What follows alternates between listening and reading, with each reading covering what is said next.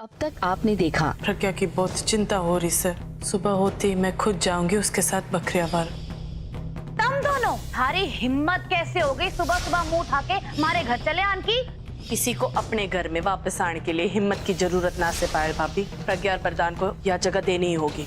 मैं ना चाहती कि प्रज्ञा को इस घर में कोई दिक्कत हो, इसीलिए हम ये सारा सामान लाए से। पर एक और चीज से, पर वो थोड़ी हल्की से 50 ग्राम। आप देखना चाहोगे? यो से वो खास चीज पायल भाभी। अगर आप वो गहने की पोटली स्वीकार कर रहे हो तो मैं तुरंत पुलिस को फोन कर दूंगी और आपको दहेज के इल्जाम में गिरफ्तार करवा दूंगी।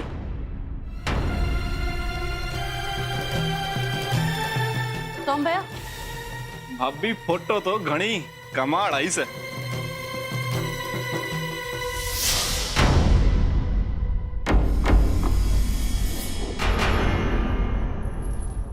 यो तो तने बहुत सही किया कोमल। मारी मानो तो पुलिस को बुलाओ और यो लालची पायल को अंदर करवा दो।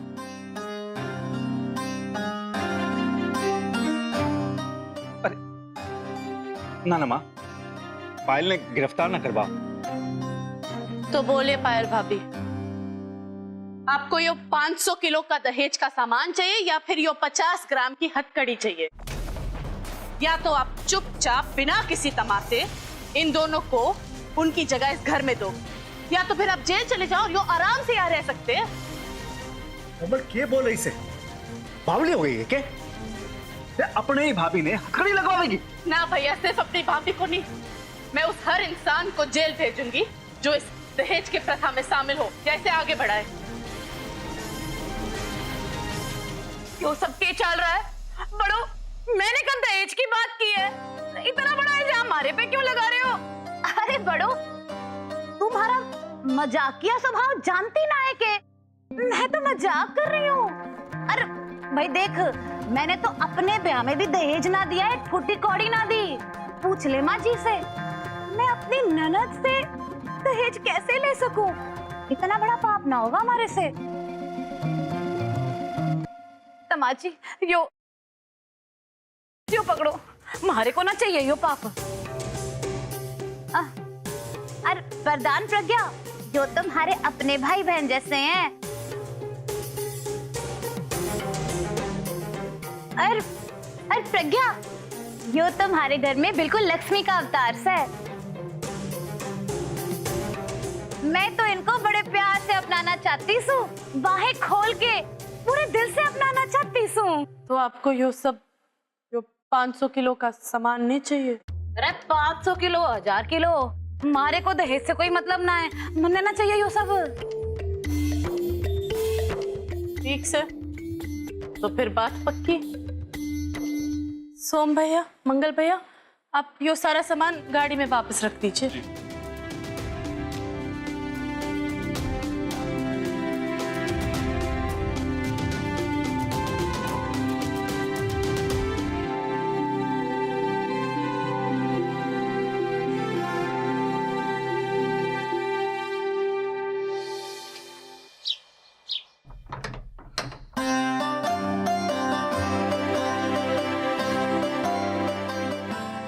छोरे, अरे माँ, जाने की तैयारी हो रही है। अरे माँ, वो सोम भाई और मंगल भाई क्या है ना, किसी काम से बाहर गए थे, तो छोटू बुआ ने हमारे से बोला कि उनकी शादी की कुछ खरीदारी करनी है, तो मैं उनको बाजार ले जाऊं।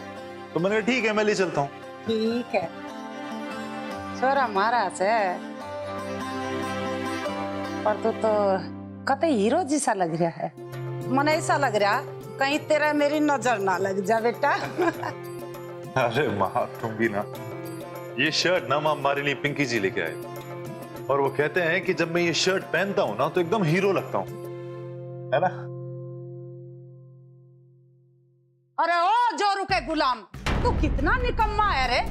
पिंकी के प्रेम में इतना अंधा हो गया कि तू सारा दिन उसके पीछे, उसके पल्ले में बंधा फिर जा है। अरे इतना सब कुछ हो गया, पर तने उसके अलावा कुछ दिखाई नहीं दे रहा है। अरे जा पर है।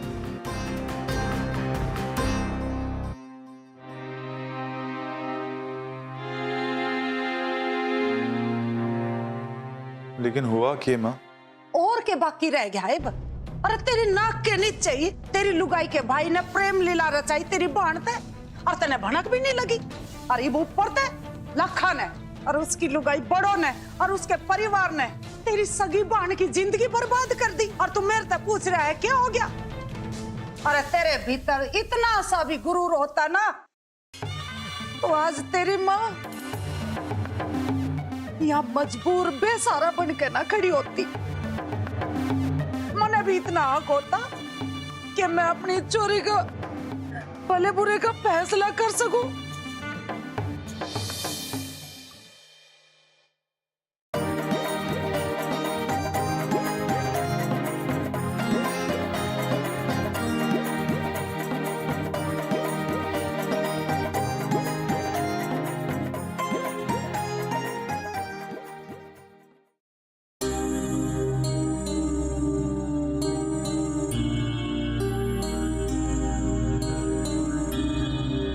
प्रज्ञा,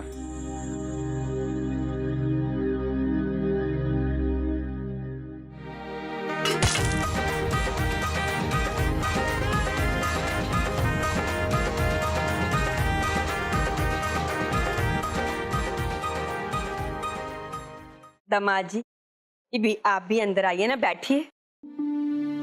अरे नाना माँ जी, मैं तो बस यही देखने आया था कि हमारी बहन का खुशी खुशी उसके ससुराल में गृह प्रवेश हो जाए।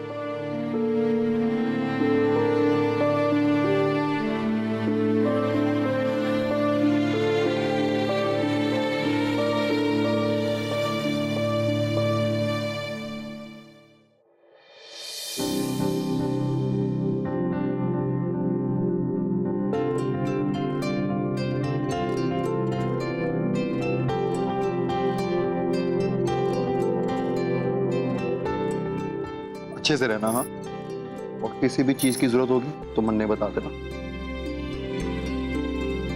हमारी बहन का ध्यान रखना।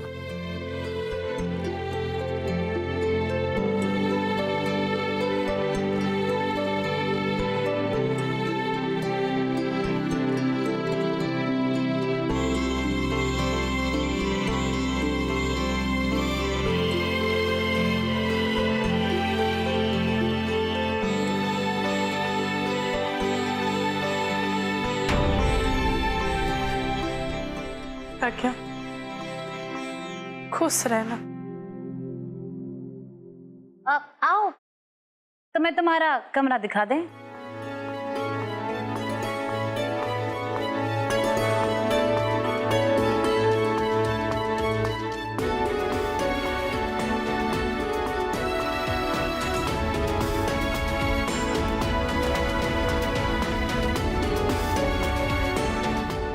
खुश से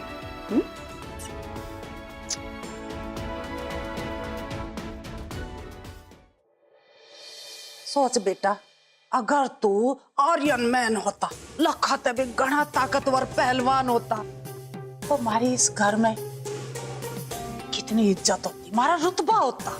पर मने तो नू लग गए। माजी, माजी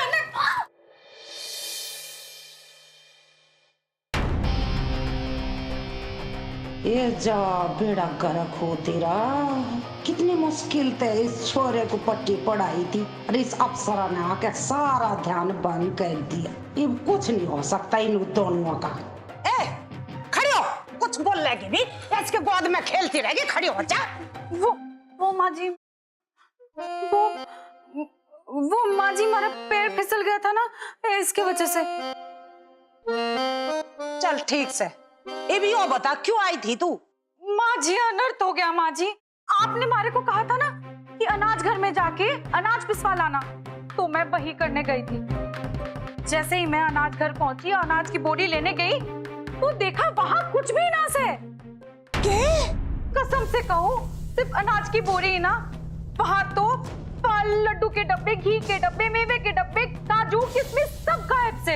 अरे थारे भले हो जाओ। और जैसे मैंने भरपाई को पूछा तो भरपाई ने मन ने बताया तो यो सब चीज लेके बड़ों, प्रज्ञा और वरदान को लेके बकरियावाल निकल गई से। कोमल इतना सारा सामान लेके कैसे जाएगी अकेले? ना ना ना राणा जी, लकी जी भी गए हैं उनके साथ।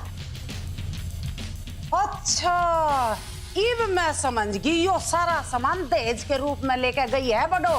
अपनी भाभी का मुंह बंद करना चाह रही है वो सब सामान दे के, ताकि प्रज्ञा को उसके ससुराल में बसा सके। देख रहा है बेटा यो क्या चल रहा है, और तने इस बात का पता भी ना, इब की औकात रहेगी तेरा भाई और तेरी भाभी तेरी बहन ने लेके उसके ससुराल चले गए उसे हक दिलवाने के लिए, और तने बताया भी नहीं, और वो भी इतना सारा सामान ले गए। शाबाश बेटा शाबाश, तू अपनी दुनिया में मगन रहे और लोग तेरे पांव तले से जमीन खिसका देंगे और तने कुछ पता नहीं चलेगा।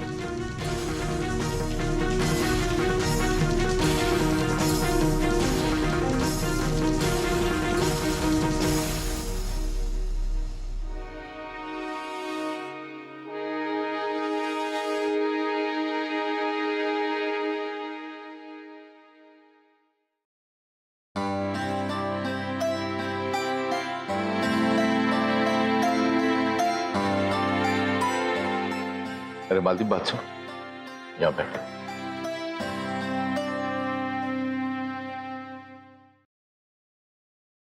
मारे को तारे से कुछ जरूरी बात करनी से। के बात से?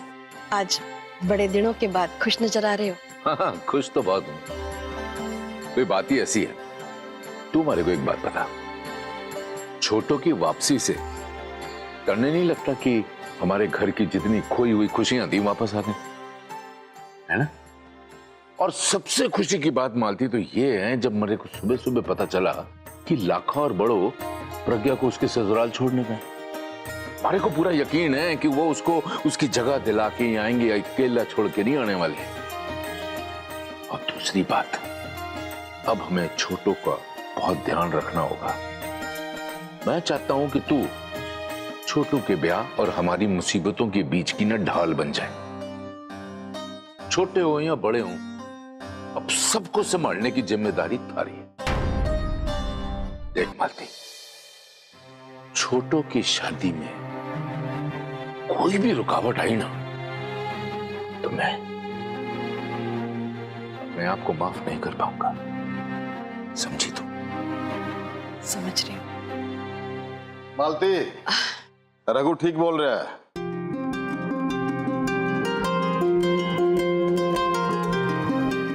किसी भी तरह की कोई कमी ना रह पाए छोटों को। माँ पिताजी ने जो वचन दिया था उसके अनुसार अगर छोटों के मनमाफी काम नहीं हुआ तो जीते जी तो मैं दुखी रहूंगा ही, पर मर के भी हमारे को चैनना पड़ेगा। अरे चुप चुप बोलिए भाई साहब, यो माँ बाबूजी का जो वचन है इसको निभाने में हम लोग कोई कसर तो ना छोड़ेंगे। बस फिक्र है तो हमारे को सिर्फ प्रज्ञा की है। प्रज्ञा के ससुराल वाले उसे अच्छे से अपना ले तो उसकी जिंदगी भी संवर जाएगी। भाई साहब, मैं हाथ जोड़ के आपसे विनती करता हूं, जो कुछ हुआ भूल जाइए और प्रज्ञा को अपना लीजिए। हम बे देवर जी, हम तो जैसे तैसे आज नहीं तो कल स्वीकार कर लेंगे देवर जी, वो अभागन मारी छोरी से। पर देवर जी तुम अपने भाग पोसने शुरू कर दो, क्योंकि प्रज्ञा की हंसी खुशी जिंदगी तुम जेड़ता ही देखोगे।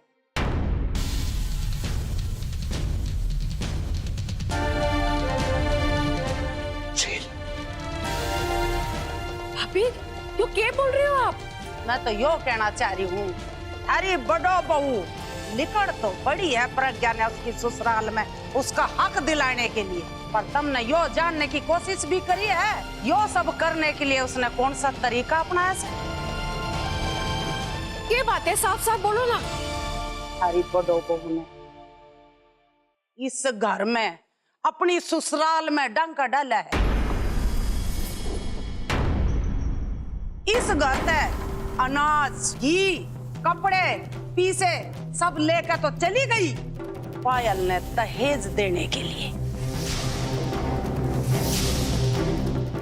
और इब देवर जी इस घर की चौखट पे पुलिस दहेज के जुर्म में गिरफ्तार करने आवेगी ना, तो देवर जी हथकड़ी तो तुमने भी लगेगी। और मालती बचे तू भी ना। भाभी खैर तेरा तो सारा परिवार फंसेगा, क्योंकि यो कांड थारी लाडली बहू ने करया है। कमला भाभी,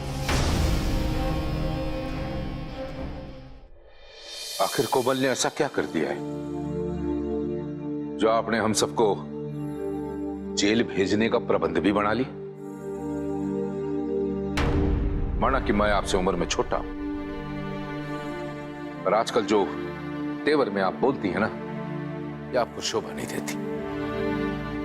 ये कभी मत भूलिएगा भाभी कि हमारा एक साझा परिवार है, और ऐसी बातें ना मन में खटास पैदा करती।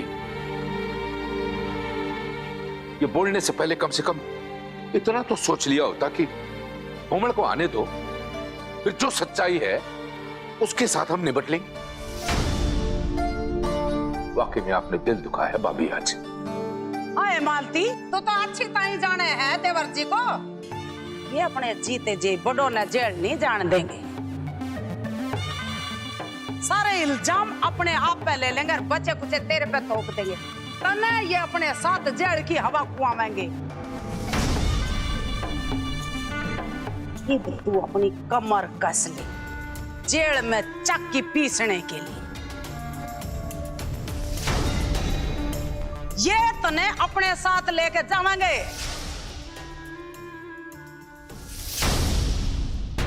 कहाँ बेचने की तैयारी हो रही है मालती भाभी को?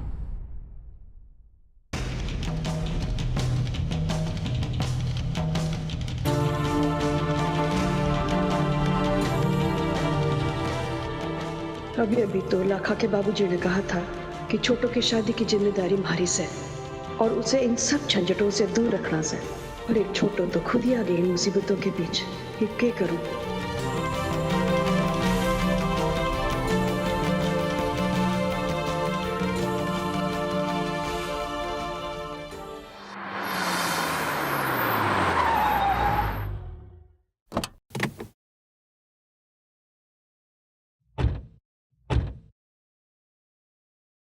अरे लाखा बेटा। सरपंच साहब राम राम। राम राम राम राम राम राम राम राम। राम राम बढ़ो। कैसे हैं आप? बस मजे में हूँ। सोचा इधर आया था तो मिलके चलो। अरे अच्छा किया सरपंच साहब। देखिए जी, मैं अंदर जाके सबको खुशखबरी देती सू कि प्रज्ञा को मेरे घर वालों ने अपना लिया से। ठीक है। अरे सरपंच साहब बहुत खुश नजर आ रहे हो। जी हाँ बेटा, कभी कभी मन की खुशी जो है ना चेहरे पे आ जाती है। बताइए ना। वो कहीं ना छोटो, वो कमला भाभी कह रही थी कि आपकी ब्याह की जो तैयारियां चल रही हैं उन्हें जाके देख आऊं, कोई कमी ना रह जाए, है ना भाभी? हम बस छोटो वो ब्यूटी पार्लर, तेरे लिए बाजार से कपड़े लत्ते गहना उसकी बात कर रही थी लाने के लिए, वही भेज रही थी इन्होंने। अरे वाह भाई, भाभी हो तो कमला भाभी जैसी। इन्हें हमारे ब्याह की इतनी चिंता से। भाभी आज तो तन्ने हमारा दिल खुश कर दिया। आज तो मैं जम के शॉपिंग करूंगी। चल राणा। चलो बुआ।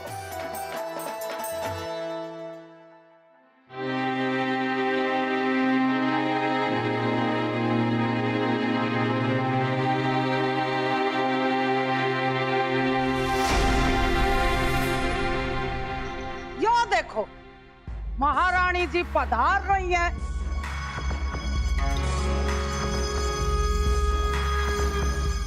आइए महारानी जी, आओ। हाँ तो अच्छी तरह इंतजाम कर दिया तने अपने सास ससुर को जेल भेजने का।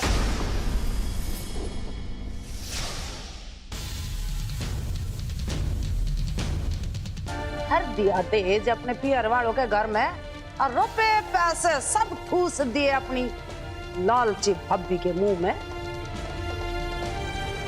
इसीलिए ब्याह करवाया था तने प्रज्ञा का अपने भाई पे। बताइए जी, तने क्या लगा था कि तू इस घर में डंके पे डंके मारती जाएगी और हमने भनक तक भी ना लागेगी। यो तो मैं मान गई, तू घनी चालाक। पहले तो हमारी छोरी का ब्याह करवा दिया जबरदस्ती अपने भाई पे, उसकी सारी जिंदगी खराब कर। कि भी इस घर का सारा सामान डोरी है अपने पियर में। मुंह देखो इसका भोला भाड़ा गुड़िया जैसा बना के खड़ी है, और काम नाम में तो तू इसे करे कि तने CID भी ना पकड़ सके। आए मैंने तो उस दिन कहीं बढ़िया नौटंकी करी। मेरी पायल भाभी भ्रष्टाचारी है, चोर है, बेईमान है, और निकट जा भाभी। तो मैं अपने गिरवान में झांक कर देखा है तू किसे दूध की दूली है। ताई जी, मैं आपको और सबको यो कहने आई थी कि मेरे घर वालों ने प्रज्ञा को अपना लिया से।